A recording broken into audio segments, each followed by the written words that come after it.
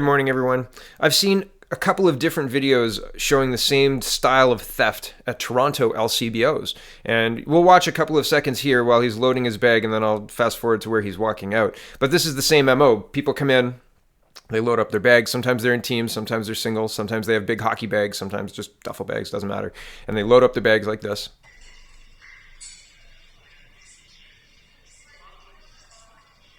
And then they walk out. And the cashier here says, don't. It's not worth it. Because, who knows? Who knows what he's carrying? There's a lot of gang guns, not legal gun owners walking around with guns, but gang guns. So you don't know what people are carrying these days in Toronto, which is very scary. I hesitate to go to Toronto, honestly, because of all the crime that I see. And it may just be bubbling under the surface. You may be used to it if you live there, but it's really concerning to somebody who this is shocking to, right? Like, this is incredible. This is common now in Toronto. Common enough that the employees are saying, don't stop him. It's not worth it. Really?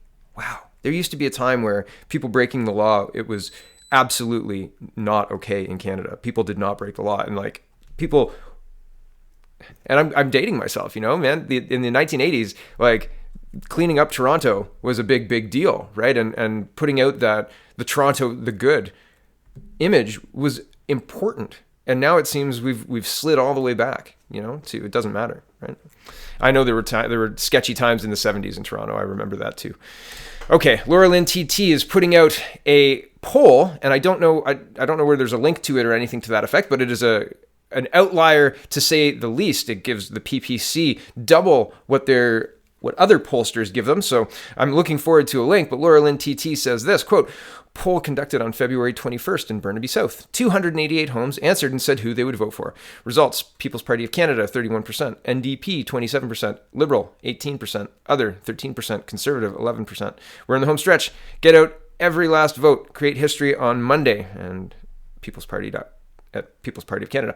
Interesting. I'm interested to see how she does. I'm interested to see if she places second or wins a seat. That would be interesting, and wow, it would send the NDP into turmoil and send a pretty clear signal. But who knows? And a member of parliament is very upset that people are speaking at yellow vest rallies, and you can read the whole statement for yourself. But I found it interesting that all of the Liberals didn't say anything other than, he apologized. He didn't even delete his tweet when the MP Adam Vaughan called for the whacking of Doug Ford. All the Liberals were like, yeah, that's fine. No problem. It's okay. And no, he didn't need to delete his tweet or anything, and nobody's been ejected from cabinet. So the Liberal hypocrisy is on parade this year. And even more, they are going to shame you and say you are racist, and have MPs go to mosques and other places of worship and, let's do this. Here's Bill Blair tweeting, quote, acts of hate against places of worship are a jarring reminder that the inclusive and tolerant Canada we all want is always a work in progress and not to be taken for granted. On behalf of Ralph Goodall, I joined at I am Urka Khalid at the museum at the Muslim Neighbor Nexus to announce $93,000 from the Security Infrastructure Program to ensure Mississauga's Muslim community is free to practice their faith in peace and security.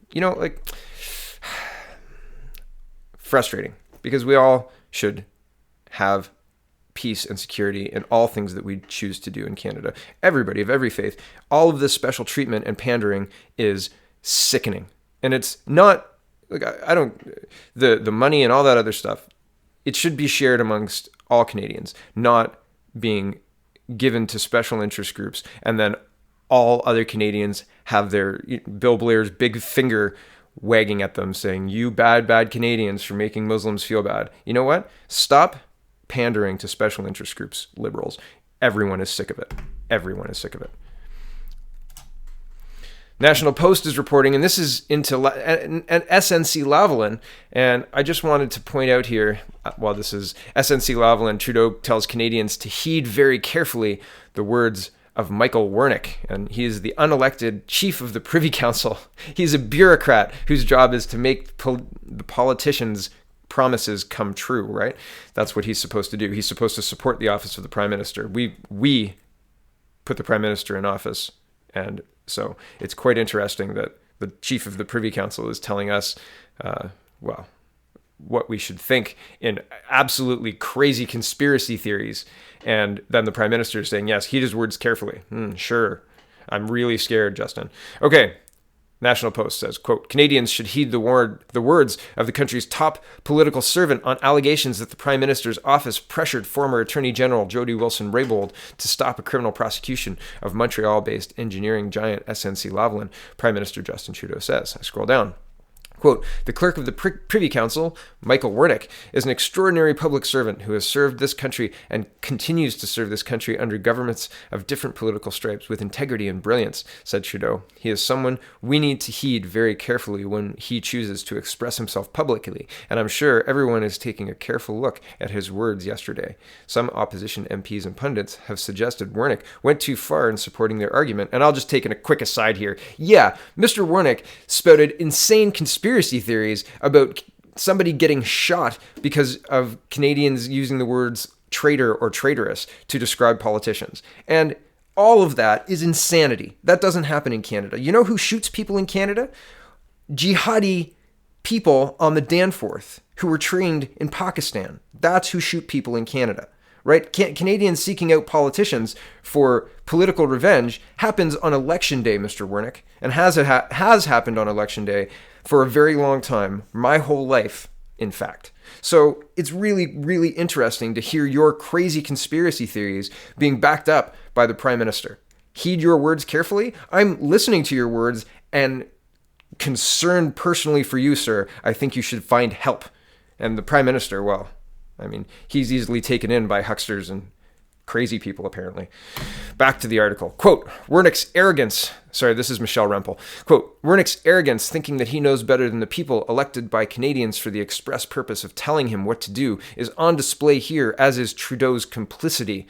Conservative MP Michelle Rempel tweeted Friday, quote, no public servant should follow this lead. Michelle, I agree with you. Unblock me. Okay. Trudeau emphasizes Wernick's decades of service as a senior public servant under the Liberal and Conservative governments, saying it leaves him well positioned to understand what our institutions are grounded in and make sure that we are doing the right things as a government. Well, humbly, I suggest maybe he needs to get fired. Back to the article. SNC Lavalin, much of whose business is civil engineering and public construction projects, is facing charges of fraud and bribery in relation to its efforts to secure government contracts in Libya. And I just wanted to make sure that everybody understands the width and breadth of what SNC is charged with: bribery on a grand scale and money laundering, right, in Libya. So that's a pretty big deal. But here's CTV News reporting yesterday, or February 23rd, SNC Lavalin CEO is sick of being used as a puck in political hockey game. Yeah, guys, I don't want to be used as a puck in your political hockey game. I'll meet with you 50 times and lobby you really hard to not only change the criminal code, but change the criminal code through a finance bill, sneaking it in and doing an end run about any actual debate with the Justice Committee, even though you were changing the criminal code. And then after you've been lobbied, after you've changed the criminal code, after the AG and the prosecutor, well, actually, after the prosecutor said, no, you're not getting this special tool that we've created, the government created for you, you're not going to get access to that, actually. After that, then they pressure the AG. Then when the AG says no, they fire the AG, replace the AG with somebody else who says, yeah, there's really no conflict here. Everything's fine. And so SNC is really tired of being used as a political puck, but they really want to play the game. They really do. So they're in the game, but they're sick of being the puck. Yeah, well, get real, guys. Get real. Time to maybe start looking at Britain, I think. Because if in Canada we're going to allow blatant rule breaking if you have a company and a couple of jobs. Well, you know what? Let's find out exactly how many jobs in Quebec, because it's not Canada-wide. I'll show you why it's not Canada-wide. How many jobs in Quebec make you eligible to break the law? How many jobs? Let's find out. Here is, well, okay, let's find. It's 9,000. This is Justin Trudeau saying it's 9,000. I'll read the whole context. Quote, These latest bombshells followed a barrage of opposition questions over Wednesday's Globe and Mail report that the Prime Minister met with Miss Wilson-Raybould in September, 2 weeks after the Director of Public Prosecutions decided not to offer SNC Lavalin an easy exit from fraud and bribery charges, but instead to prosecute. Opposition leader Andrew Scheer wanted to know who had requested the meeting and what the two had discussed. Here is Mr. Trudeau's answer. Quote, "This is a file that touches tens of thousands of Canadians right across the country, including 9,000 direct jobs at SNC Lavalin. Of course, we are going to be very careful about how we move forward in protecting those jobs, but we are also going to, at the same time, make sure that we are standing up for independence of our judicial system." And blah, blah, blah, rule of law. It's not in there, but that's a problem. That's what Trudeau says. So 9,000 jobs are what it takes for a big company in Quebec to be beyond following the rule of law in Canada. And 9,000 jobs is enough for it to be okay for that company to commit fraud and lobby the government after they commit fraud to have the rules changed in order for them to get away with the fraud with no real consequence other than paying a fine. Here is jobs and job reports for Alberta since the beginning of 2019. This is February 8th saying Alberta's unemployment rate climbs to 6.8 to start 2019. And this is just in headlines. I'm not going to go into these for right now. This is from January 4th, 2019, and it says Alberta sheds 17,000 jobs in December, but experts highlight steady growth. Yay! Here's one from February 8th. Alberta loses 16,000 jobs in January. Edmonton region recovering. Here's a warning from the Edmonton Journal. CNRL warns curtailment will cause oil worker layoffs in Northeast Alberta. Ooh, that doesn't sound good on January 28th. And I find it so interesting that 9,000 jobs is the magic number if you live in Quebec, or if you have a company in Quebec. But if you are an oil field worker or you want to build a pipeline or something to that effect, and your industry has been decimated, well, #learn to code? I don't know. It seems a little dicey. It seems a little all hands on deck for these 9,000 jobs, and the whole job push is everywhere. Like all of the articles that I read, they really underline this job push. We really got to save these jobs. We got to save these jobs. Yeah, well, okay, sure, but why not the all hands on deck for this stuff, right? 16,000 jobs in January 2019. All hands on deck. We got to save these jobs. Break the law. It doesn't matter. Get some companies in there, or no, because pipeline. Right? That's it, isn't it? It's really disturbing. It's really disturbing. Here's the last little bit. Maxime Bernier is tweeting out, I saw this report yesterday and it was in a smaller newspaper than CBC, and I thought that's something, but it's not quite there. It's not a full story. It is a full story, but it wasn't, I don't know. It hit my radar, but I didn't elevate it, I guess. But it is interesting. $350,000 being spent outside of Canada for what? Maxime Bernier says, quote, "This is so typical of our out-of-touch and out-of-control government. At a time when disabled and sick Canadian veterans cannot get the services they need, these morons in Ottawa are spending $350,000 to send homeopaths to Honduras. And they're doing training. So, I mean, homeopaths are not medical doctors, to put it mildly. And why are we exporting that? There's been lawsuits in Ontario to remove homeopathic remedies from pharmacy shelves because they're not pharmaceutical things and they don't do what they most of the time pretend to do. So this is a really strange use of $350,000.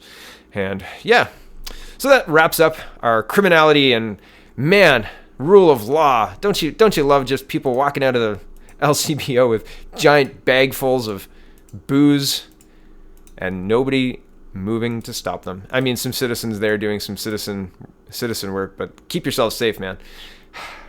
What is happening to this country? Thanks for watching, everybody. I really do hope that Laura Lynn TT wins tomorrow. So if you're in Burnaby South, get out and vote. Thanks for watching. Have a great day. Check out the People's Party of Canada.ca.